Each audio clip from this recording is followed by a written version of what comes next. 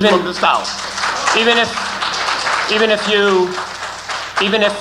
if I concede or admit or agree with you that Egypt is part of Africa, what I'm about to say...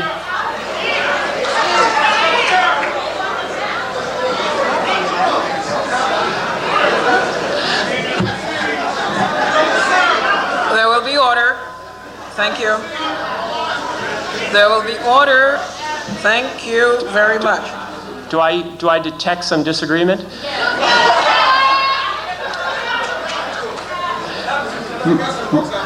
My point was going to be that the most recent scholarship about the genesis of those two oral epics, the Iliad and the Odyssey, points, in fact, in another direction to influence, and that is, in fact, the Hittite Empire, whose documents we can read very easily, and there may well be independent confirmation of the historicity of some form of a Trojan War in those documents. And so what I'm really asking is, why is it that we're just really looking in one direction when we're talking about the origins of Greek civilization?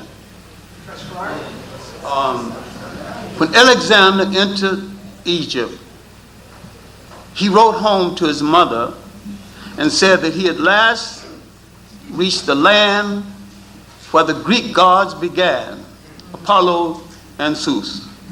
And he wanted to consult one of the great African teachers of oracles. And the oracle asked, "How old is this man?" He said, 32. They said, in 20 years, maybe he'll be wise enough to ask me a question that I care to answer.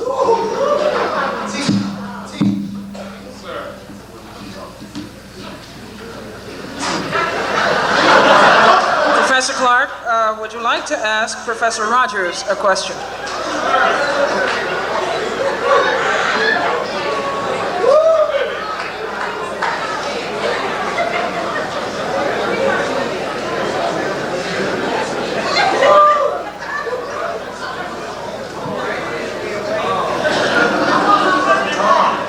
Professor Clarke?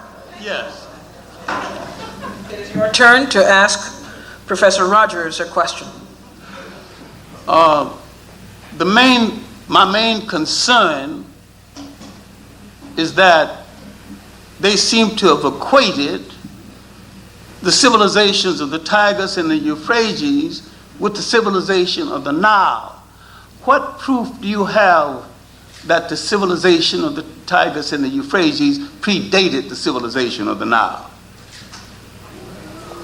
I don't think that I said that, and I don't think that anyone maintains that. I think the Hittite Empire obviously comes at a much later period. I know very clear when the Hittite Empire came, I know what damage they did, because I maintain that every people who came into Africa, Greeks, everything from modern day English, everybody that came into Africa did Africa more harm than good. Yes, sir. Yes, sir. And that Africa owes nothing to outsiders in regard to development, because all of them declared war on African culture, war on African civilization, war on African ways of life. They began to bastardize Africa and confuse and create a kind of historical schizophrenia that the Africans hadn't even gotten rid of to this very day. And they created whole words that did not previously exist, like Middle East. Middle from what?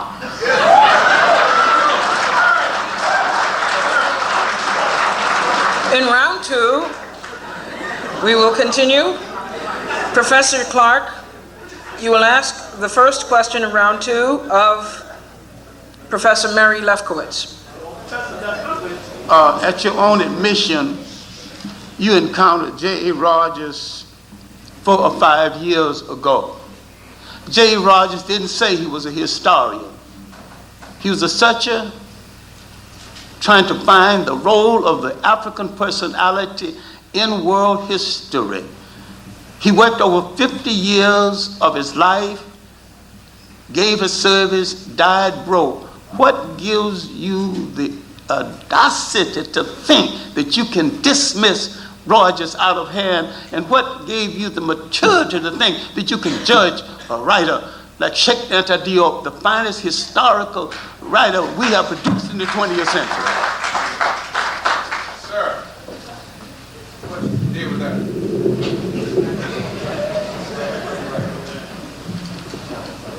I try to ask questions of all the material I read. I try to answer those questions on the basis of the evidence, the historical evidence. It all, in my view, comes down to that.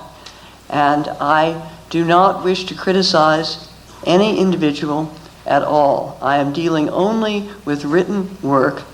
The people who write that, I do not always know, and I have no individual or personal criticism of them.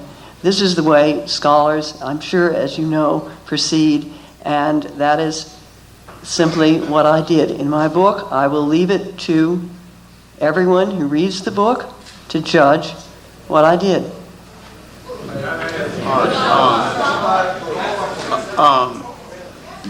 I think you have emphasized too much the word black, and we've made the same mistake. Black tells you how you look, but it don't tell you who you are. The proper name of a people must always relate to land, history, and culture.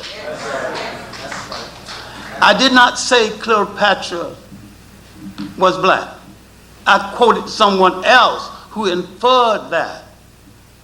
My defense of Cleopatra is not on her blackness, but on no matter whatever she was born in Africa. Her manipulation of Mark Antony and Caesar kept the worst aspect of Roman rule from the backs of Africa. I defend her as an African nationalist. And that's a good defense. And no matter what she did with her wares in and out of bed, there's a whole lot of people got less for it.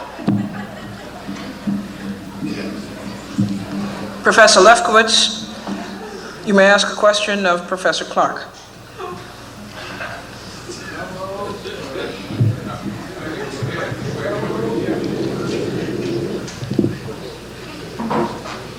Professor Clarke, do you think that we should always judge history in terms of race? Look,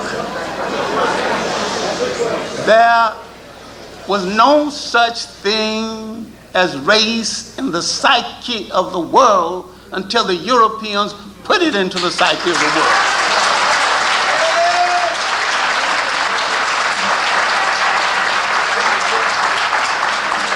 The Africans knew nothing about race and didn't think they belonged to anything called a race. And when the Africans saw the Europeans, because they have a traditional hospitality to strangers, they didn't fight them, they didn't kill, they were curious about them.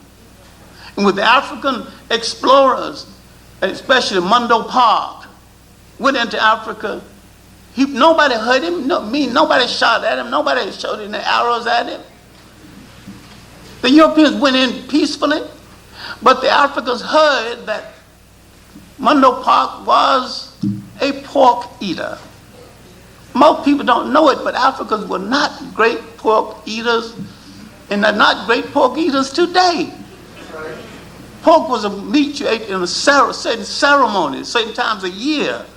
But we were not great pork eaters before we came to the United States, or were forced to the United States. But in the United States, we had to eat the part of the pigs that white folks threw away, so we made delicacies out of it and survived. I had this argument with Malcolm X. I said, if it wasn't for the black woman making delicacies out of pig feet, pig heels, guts, chitlins, you and I wouldn't be here arguing the point.